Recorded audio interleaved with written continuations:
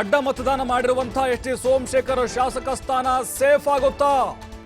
Whip ಉಲ್ಲಂಘನೆ ಮಾಡಿದ್ರೆ ಪಕ್ಷದಿಂದ ಉಚ್ಚಾಟನೆ ಮಾಡಬಹುದು. ನೋಡಿ, ಬಹಳ ಗಮನ ಇಟ್ಟು ಕೇಳಬೇಕು. ಪಕ್ಷದಿಂದ ಉಚ್ಚಾಟನೆ ಮಾಡಬಹುದು, ಆದ್ರೆ ರಾಜ್ಯಸಭೆ ಚುನಾವಣೆಯ ವಿಪ್ ಆಧಾರದ ಮೇಲೆ ಅನರ್ಹತೆ ಮಾಡ್ಲಿಕ್ಕೆ ಸಾಧ್ಯ ಇಲ್ಲ. ಪಕ್ಷದಿಂದ ಉಚ್ಚಾಟಿಸಿ ಅವರನ್ನ ಸದನದಲ್ಲಿ ಪ್ರತ್ಯೇಕವಾಗಿ ಕೂರಿಸಬಹುದು ಅಷ್ಟೇ. ಈ ವಿಪ್ ಉಲ್ಲಂಘನೆ ಹಿನ್ನೆಲೆಯಲ್ಲಿ ಅನರ್ಹತೆಯನ್ನ ಮಾಡುವಂತಿಲ್ಲ. ಈ ಹಿಂದೆ ಚಲುವರಾಯಸ್ವಾಮಿ ಸೇರಿದಂತೆ 7 ಜೆಡಿಎಸ್ನ ಶಾಸಕರು ಅಡ್ಡ ಮತದಾನ ಮಾಡಿದ್ರು. ಕುಮಾರಸ್ವಾಮಿ ಕೈ ಕೊಟ್ಟಿದ್ರು 2016ರಲ್ಲಿ. 2022ರಲ್ಲಿ ಗುಬ್ಬಿ ಶ್ರೀನಿವಾಸ್, ಕೋಲಾರದ ಶ್ರೀನಿವಾಸ್ ಕೂಡ ಅಡ್ಡ ಮತದಾನ ಮಾಡಿದ್ರು. ಆಗ್ಲೂ ಕೂಡ ಅನರ್ಹತೆ ದೂರು ಕೊಟ್ಟಿತ್ತು ಜೆಡಿಎಸ್, ಆದ್ರೆ ಅನರ್ಹತೆ ಮಾಡೋದಕ್ಕಾಗಲಿಲ್ಲ. ಅಡ್ಡ ಮತದಾನವನ್ನ ಮಾಡಿರುವಂತಹ ಎಸ್ ಟಿ ಸೋಮಶೇಖರ್ ಶಾಸಕ ಸ್ಥಾನ ಸೇಫ್. ನೋಡಿ, ಗುಬ್ಬಿ ಶ್ರೀನಿವಾಸ್ 2022ರಲ್ಲಿ ರಾಜ್ಯಸಭಾ ಚುನಾವಣೆ ಸಂದರ್ಭದಲ್ಲಿ ಅವರು ಬ್ಲಾಂಕ್ ಇತ್ತವರು, ಓಟ ಮಾಡಿರಲಿಲ್ಲ. ಅವ್ರನ್ನ ಪಕ್ಷದಿಂದ ಉಚ್ಚಾಟನೆ ಮಾಡ್ಬೋದು ಅಷ್ಟೇ. ಶಾಸಕ ಸ್ಥಾನಕ್ಕೆ ಕುತ್ತು ಬರುತ್ತೆ ಅಂತ ಹೇಳಕ್ಕಾಗಲ್ಲ. ಇಲ್ಲಿ ಕೆಲವೊಂದಿಷ್ಟು ನಿಯಮಾವಳಿಗಳಿದಾವೆ.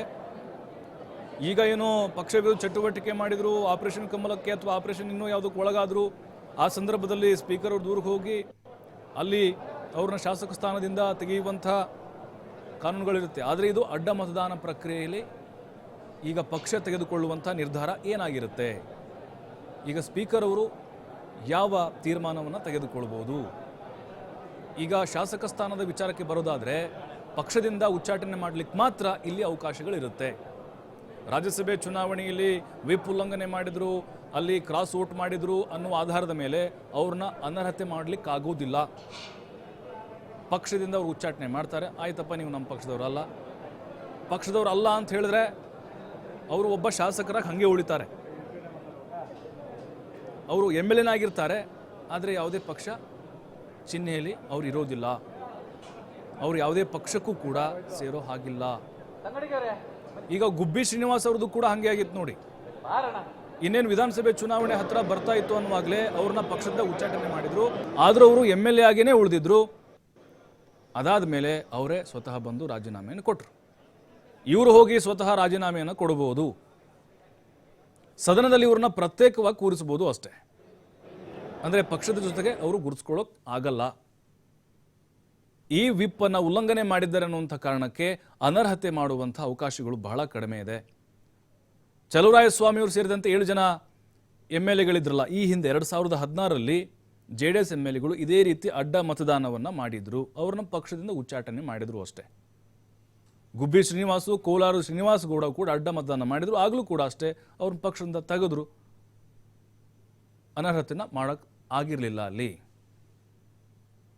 ಈ ಬಗ್ಗೆ ಮತ್ತಷ್ಟು ಮಾಹಿತಿ ಕೊಡ್ತಾರೆ ರಾಕೇಶ್. ಈಗ ಅಡ್ಡ ಮತದಾನ ಅಂತರೂ ಆಗಿದೆ, ಬಟ್ ಈಗ ಕೆಲವೊಂದಿಷ್ಟು ಪ್ರಶ್ನೆಗಳು ಹುಟ್ಟಾಕತ್ತೆ. ಅವರ ಶಾಸಕ ಸ್ಥಾನಕ್ಕೆ ಯಾವುದೇ ಕುತ್ತು ಬರೋದಿಲ್ವಾ? ಪಕ್ಷದಿಂದ ಉಚ್ಚಾಟನೆ ಮಾಡೋಕಷ್ಟೇ ಅವಕಾಶ ಇರುತ್ತಾ, ಅಥವಾ ಇವರೇ ಸ್ವಯಂಕೃತವಾಗಿ ರಾಜೀನಾಮೆ ಕೊಡಬಹುದಾ? ಯಾವ ಪಕ್ಷದೊಳಗೂ ಕೂಡ ಅವ್ರು ಗುರುತಿಸ್ಕೊಳ್ಳೋ ಹಾಗಿಲ್ವಾ ಅಂತ ಏನೆಲ್ಲ ನಿಯಮಗಳು ಅನ್ವಯ ಆಗ್ಬಹುದು ಇನ್ಮೇಲೆ ಅವ್ರಿಗೆ ಅಂತ? ಪ್ರಭು, ಈಗ ಅಡ್ಡಮತದಾನ ಮಾಡಿದಂತಹ ಶಾಸಕರುಗಳಿಗೆ ಪಕ್ಷ ತೆಗೆದುಕೊಳ್ಳುವಂತಹ ಶಿಸ್ತು ಕ್ರಮದ ಆಧಾರದ ಮೇಲೆ ಅವರ ಮುಂದಿನ ಭವಿಷ್ಯ ನಿರ್ಧಾರವಾಗುತ್ತೆ.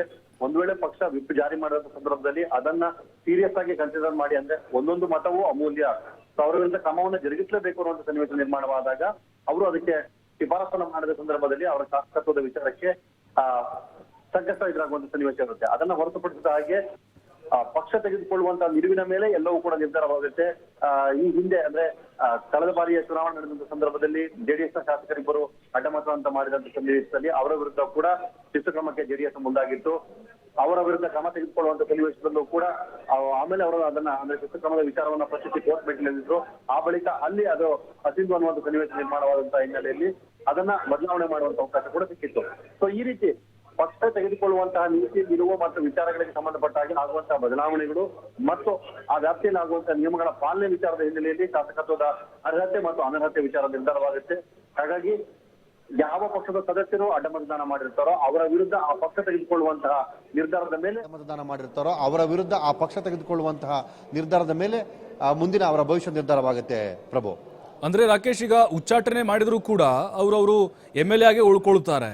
ಆದರೆ ಈಗ ಅವರು ಕಾಂಗ್ರೆಸ್ಗೆ ಸೇರ್ಪಡೆ ಆಗಬೇಕು ಅಂತ ಹೇಳಿದಾಗ ಮಾತ್ರ ಅವರು ರಾಜೀನಾಮೆ ಕೊಟ್ಟು ಅಥವಾ ಪ್ರಾಥಮಿಕ ಸದಸ್ಯತ್ವಕ್ಕೆ ಆಗ ಸೇರ್ಪಡೆಗೊಳ್ಳಬೇಕು. ಈ ರೀತಿಯಾಗಿ ಅವರು ರಾಜೀನಾಮೆ ಕೊಟ್ಟ ಮೇಲೆ ಎಲ್ಲ ಮುಂದಿನ ಪ್ರಕ್ರಿಯೆಗಳು ನಡೆಯುತ್ತಾ, ಅಥವಾ ಅಧಿಕೃತವಾಗಿ ಸೇರ್ಪಡೆ ಆಗಲಿಕ್ಕೆ ಅವಕಾಶಗಳಿರೋದಿಲ್ಲ? ಹೇಗೆ?